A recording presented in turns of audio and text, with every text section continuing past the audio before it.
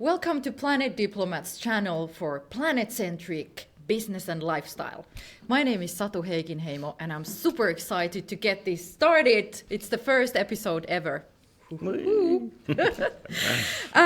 purpose of this channel is to bring stories of how companies and individuals have made the green transition. So we're now focusing on the how, not so much on the why. But today's guest, Anton Schubert, is a sustainable business designer, and he calls himself the Bruce Springsteen of design. He's the designer by day and rock and roller by night. Anton started his career at IDEO, and since then he's worked at many of Finland's leading design and development companies. So great to have you here. Thanks, Satu. Nice intro. I think you called me the Bruce Springsteen. But, yeah. Greatness. Bit of rock and roll in the evening, design by day is what I like to do. Yes, but you are like a walking rock and roll designer to me. So we met a couple of years ago when you were holding a workshop about planet-centric design toolkit. Yeah. And that's when I actually got curious about what is this planet-centric thing all about. So now you're here. It will be very exciting to hear about your story and how did you develop the toolkit and what was it for? What have you seen in the business world? So if we start with the question, what is planet centricity all about? What is it solving? What's your view? Planet centricity, I think, is, for me personally as a designer, I think the missing piece of what design should have always been about, to be honest, Satu. I think when I was at IDEO, we got taught that Venn diagram, that really famous Venn diagram that talks about desirability, feasibility, viability. And obviously there's a very big part of that which is important. It was missing, which is responsibility or sustainability. So being a designer for 30 years and never being asked to consider the impact of any of the designs that I worked on, the impact of the environment or the social impact. And I think that for me is really how we now move from this kind of that kind of model to a more planet-centric model by simply adding the sustainability lens to that. So I think that's what planet-centric is. It means you consider the wider ecosystem in the stuff that you design, whether that be a product or a service or whatever. So that must have been like really frustrating design. Like I'm also a business designer myself, so it's really frustrating that you want to design for the better world, design sustainable services and products.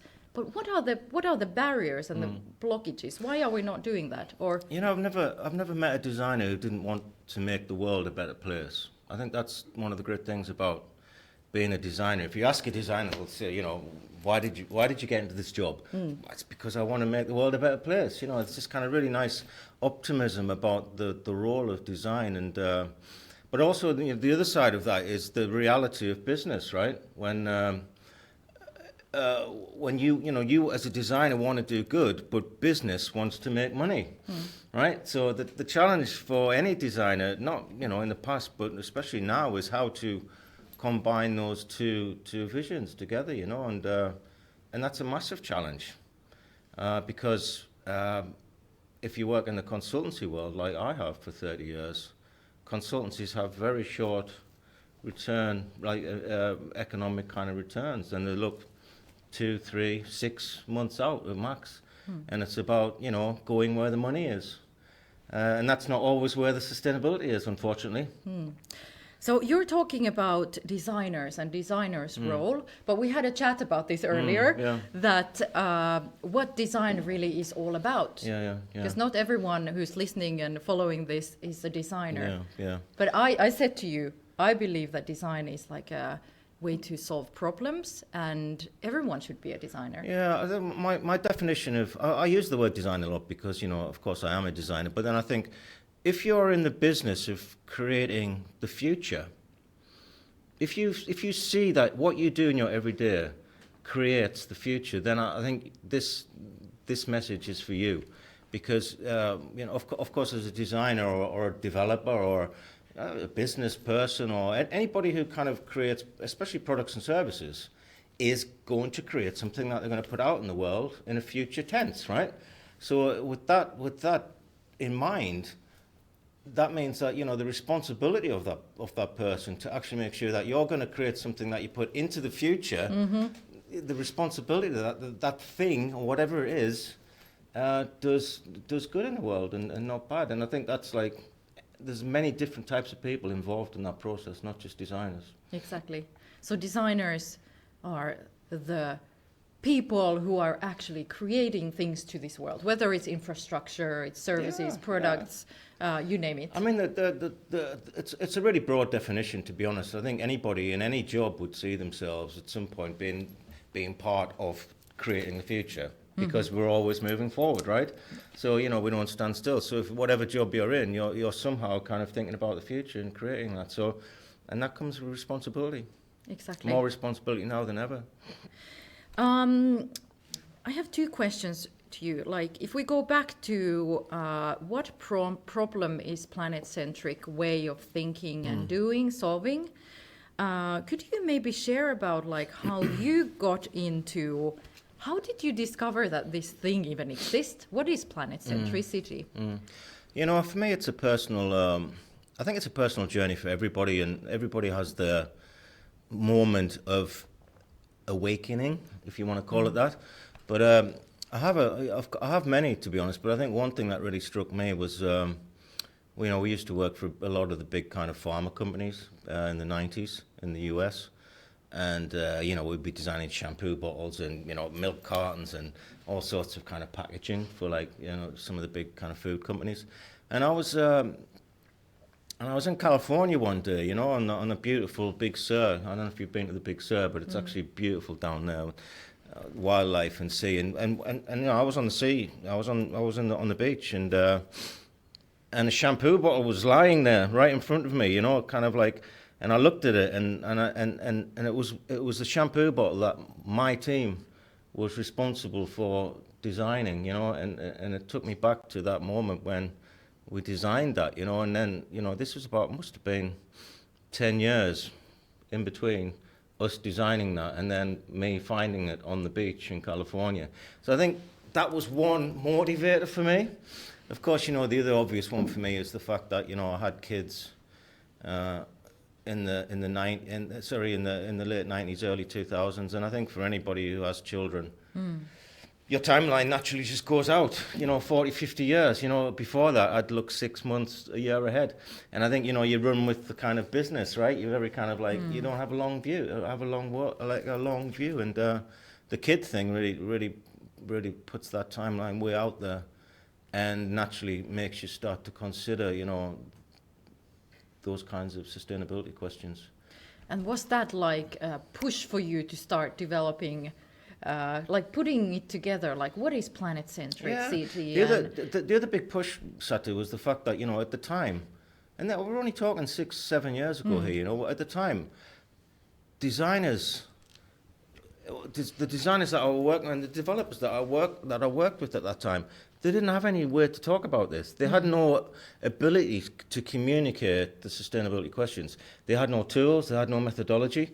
You know, that kind of conversation in the boardroom, in the client meeting room or whatever we met the client, was something that was kind of never approached because, one, you didn't have the language, two, you didn't feel confident, three, you didn't have the tools and the methodology to address those kinds of topics. So I think that was, for me, working within those teams, it was quite clear to see that, you know, we needed some new tools. We needed some new way to address this because it was everybody's job to address it, but nobody had the confidence. You know, we weren't sustainability experts. Yeah, exactly. We were like, we were tech people and designers, right? But clearly, you know, as sustainability became a bigger issue for companies, as a consultant, it was our responsibility to have a point of view. So we had to develop the tools. So you developed some tools. You've been involved in creating like let's say, toolkit and this methodology. Yeah. So tell us a little bit about these tools. Like, why are these? What did you design? The first thing was really the planet-centric design toolkit, and I was working at a software company here in Finland at the time, and the CEO was he was very passionate about sustainability. You know, he'd talk about tech saving the world, and it was a great opportunity to really invest some time. So I was in a lucky situation where I actually hired a small team to develop the planet-centric toolkit, and of course we developed it not only for us as kind of designers and developers, but we also developed it as an offering from the company. So you know, we knew that sustainability was becoming like a problem to solve. Clients were starting to talk about it. Companies were, you know, starting to be kind of measured on sustainability. So it was a differentiator for that company. So in two ways, it was quite a relevant thing to do. It was not only like an enabler for our teams, but it was also a business offering at that time. And through that team, we got like 4 or 5 people who just sat down. We spent like 3 months, and we were lucky enough to just kind of have our own space, have our own time to develop that toolkit.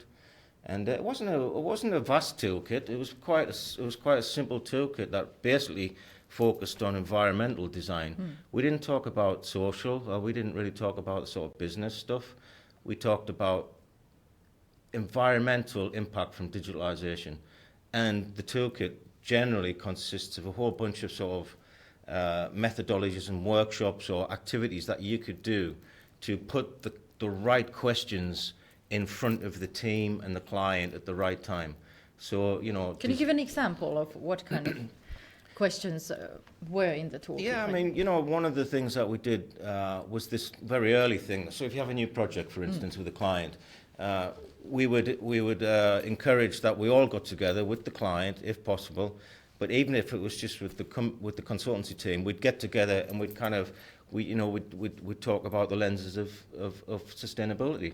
And we'd kind of map this potential new idea that we were going to work on, or this new concept. Normally we had some idea of what it was, right? So we'd map this concept across the lenses of sustainability, and we'd work out, you know, what are the potential positives of this kind of idea, what are the potential negatives. So just by simply doing that exercise, the team brought a whole new level of awareness, which you wouldn't have done before.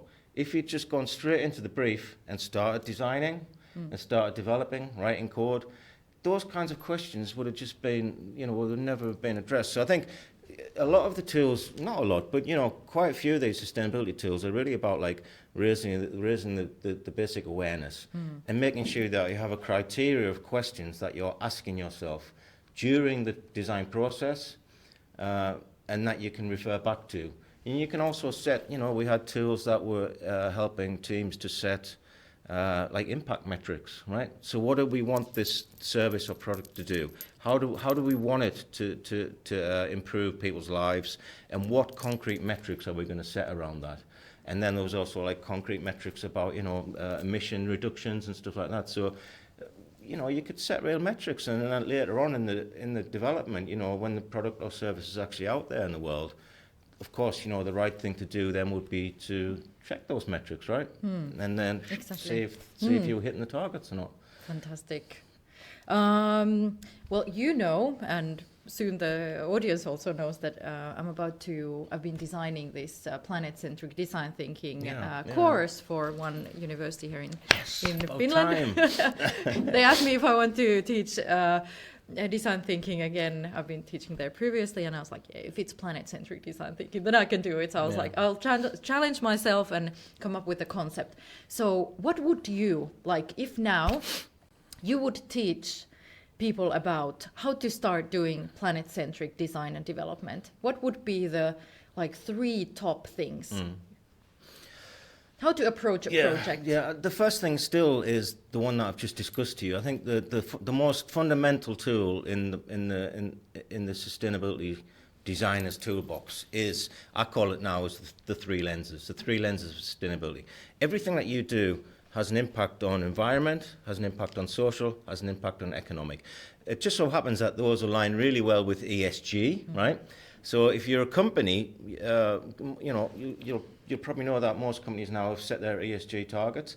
So it's not as if we're just doing something like this and they're doing something like that. We're looking at everything essentially through the ESG lenses. And ESG is environmental, S is social, and the G is kind of like the governance or the business side of things, right? So that's the fundamental starter.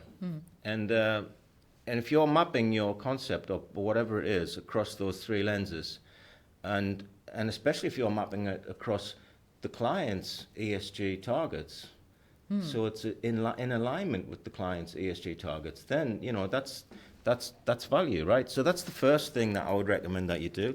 And then the second thing is where it gets a little bit complicated, and I think this has been a big challenge for people who are involved in this, and it's the value chain.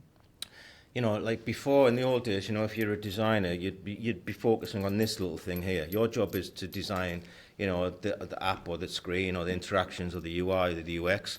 But actually, what you design here is just a very small part of the overall value chain.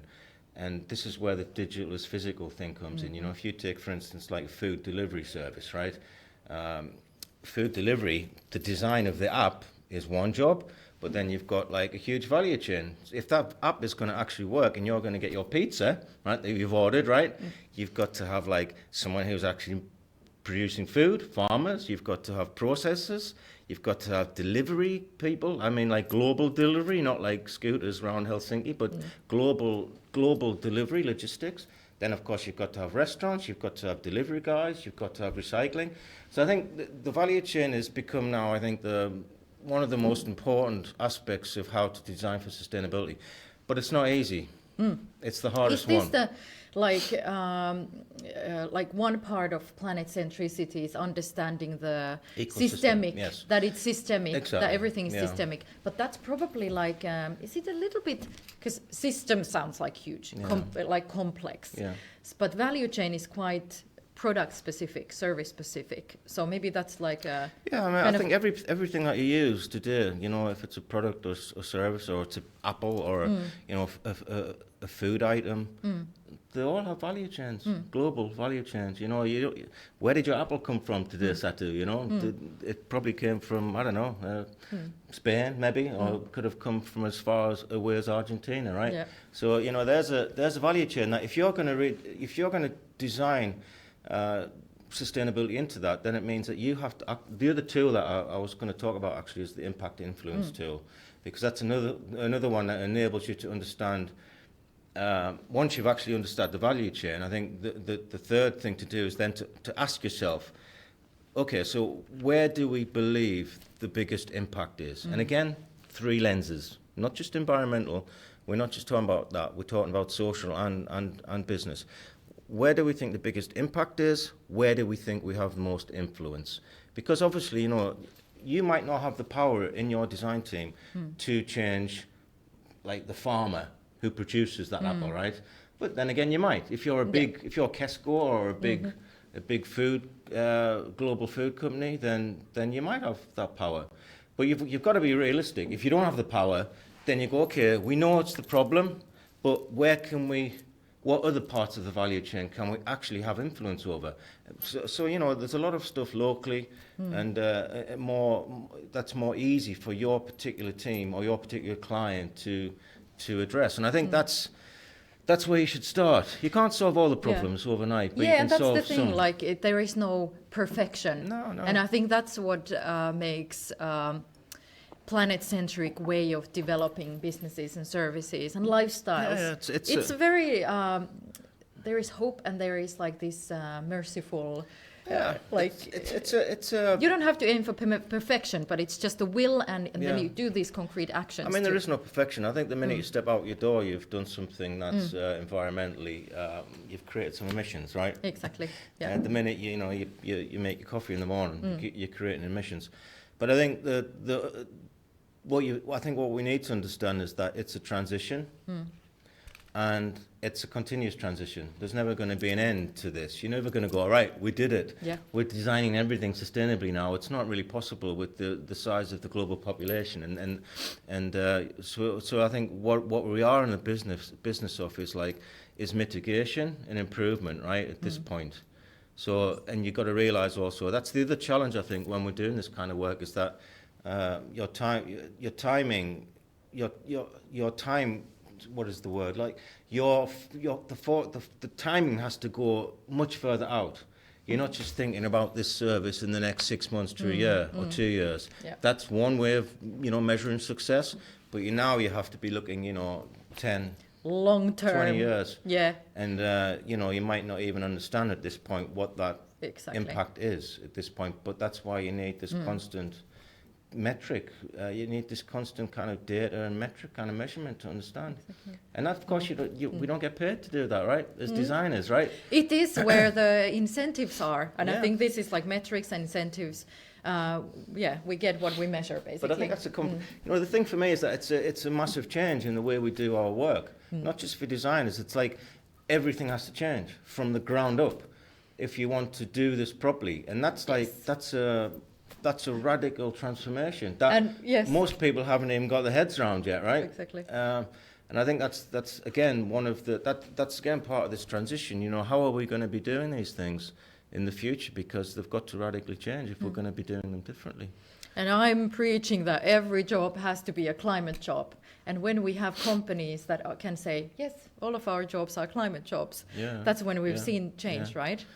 It's like every strategy in a company. I've worked with strategy for quite a while, and the biggest problem with strategies is that apparently 70% of company strategies fail within the first 2 years. And do you know why that is? That's because those strategies aren't internalized. So if you have a company of small company of 1,000 people, right? Not mid-size company of 1,000 people. Someone will create a strategy. That could be a business strategy, but I'm talking sustainability strategy here. So if someone creates a sustainability strategy, the job that's never done properly is how to internalize that. When you say, climate is everyone's business, the job of internalizing that to everyone in the organization. So if you're the delivery guy, or you're the HR person, or you're the designer, or you're the salesperson, what does it mean for me? What are my ESG targets? How do I help you deliver on the sustainability strategy? And I think, that's another reason why we're not seeing the speed that we'd like to see. So it would be possible to speed it up if it was more collective and community-based targets or something like this. It always comes down to it's the same with the value chain. If one company is trying to do this, they're not able to do it because their value chain partners are not aligned, right? So everything comes down to people. There's one thing I've learned in design is that you might be designing a thing, but to get that thing out in the world, it's really a people design job. Yes. So you've just got to get people together to communicate, to align on the shared win-win scenario, and then you've got to make it concrete what those people have got to do. So how to give this agency to people? Where does it start from? Well, that's the whole point of the toolkits, really. I think even for a junior designer or something, it's being able to, give that agency through those tools and those methodologies, so they have the confidence to walk in a room and say, hey, but what about the sustainability aspects? Maybe we should, think about the value chain. Maybe we should think about, the ESG. How does this product or service align with the sustainability strategy? That's simply it. I think once you've got the language and the tools to sort of communicate, then you're able to have a voice in the room. And they don't just look at you and go, hey, you're the UX person. Yeah. What do you know? Yes. Right? Yes. I think, as designers, I'm not saying that every designer needs to be a strategic systems thinker. But if you're passionate about sustainability, you need to at least, have a voice in that room, because that's where the decisions are made. Exactly. What maybe 3 tips that you would give to anyone wanting to build and transform their business or start designing a service that is planet-centric? What would be your top tip or 3 tips you could choose? Yeah. 1, 2, 3. I think, I teach this a little bit at Alto as well, and I think I'm always telling the students down there that you've got to think bigger than just the product. So again, I'd go back to saying that, it's the systems thing. Think about the 3 lenses. How is this product or service? How is it going to do when you look at it through an ESG lens, right? What's the good? What's the bad? Who wins? Who loses? You know, everybody kind of loses out of a successful product, right? You might think about the winners and the money and all that kind of stuff, but there's often a bunch of losers as well. So that's my first tip. Second tip is don't be afraid to let your passion come to the fore. And if you really care about sustainability, then you shouldn't be sitting there without a voice. You should be putting that on the wall and saying, hey, this is important. To be honest, you're not going to have a business if you're not sustainable. So any company that's now, doing products and services, if they're not considering this, they won't be in business in 5 to 10 years. So bring your passion to the table. And I think the third tip would be, the third tip is more like, I think it's about like being able to use this sustainability opportunity as an inspiring potential rather than a kind of negative sort of barrier to doing things. I think people go, oh shit, it's really like, oh, it's doom and gloom and what can we do and it's not my job. But I think, like you said, Satu, it's everyone's job. But I think, you've got to see it as an inspiring opportunity for change. And I think if you've got that optimistic view on sustainability, I think you'll be in a good position, really. But I've got a fourth one, I think, as well. Yeah, bring it on. Which is teamwork. You're not going to be able to do this on your own. Oh, yes. You have to do it. You have to spend a lot of time. I had to spend a lot of time personally getting people on board and getting people behind you, because I think this movement it's a social movement first and foremost. Absolutely. And then it's about the details of how to actually do the concrete change that's needed. And there is no one person who has all the answers and solutions. So that's why we need all these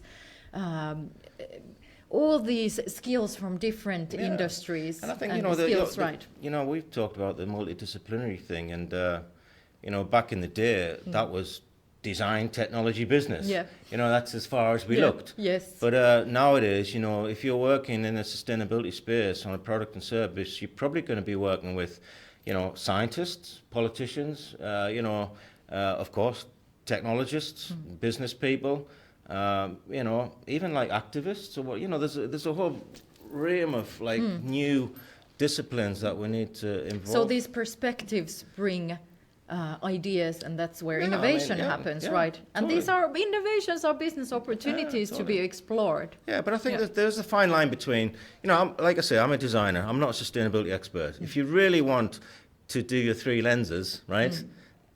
Every design project every company should have an in-house sustainability, and they have now. They're getting there.